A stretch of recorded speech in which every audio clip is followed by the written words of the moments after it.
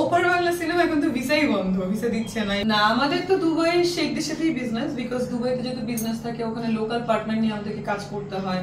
So of course দুবাইয়ের শেখরা তো থাকেই।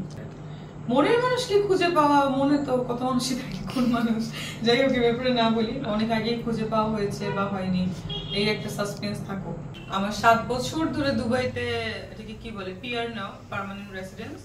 শুধু আমার না, আমার টোটাল ফ্যামিলির। এবং ওখানে আমাদের বিজনেস আছে, কনস্ট্রাকশন বিজনেস, কারের বিজনেস, অ্যান্ড অলসো আমার ক্লিনিক আছে। তো এই তো ক্লিনিক মানে পার্টনারশিপ আছে।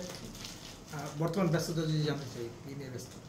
বর্তমান ব্যস্ততা আসলে ঈদের কিছু কাজ আছে, লাইক ঈদের ওয়েব ফিল্ম আছে, একটা আমার প্রমোশনাল সং বের হচ্ছে ঈদের জন্য, অ্যান্ড আরেকটা জিনিস দুটো লঞ্চিং আছে আমি যে কোম্পানির সঙ্গে টাই আপ আছি।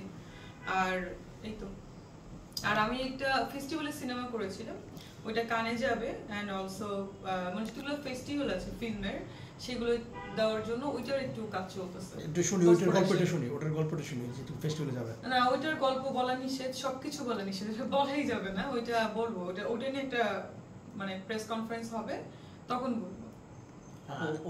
ওপার বাংলা সিনেমা এখন তো ভিসাই বন্ধ, ভিসা দিচ্ছে না। ইভেন আমার বাবা অসুস্থ, আব্বুকে চেন্নাইতে ডক্টর দেখিয়েছিলাম, সো আব্বুর ভিসা আছে, আমাদের নেই বলে আব্বুকে নিয়ে যেতেও পারছি না। আপনারা মনে একটা পোস্ট দেখেছিলেন আব্বুর ব্ল্যাড লাগবে, তো মানে এই একটা কমপ্লিকেশনস, মানে কেন ভিসাটা ওপেন করছে না ইন্ডিয়া সেটা বলতে পারছি না।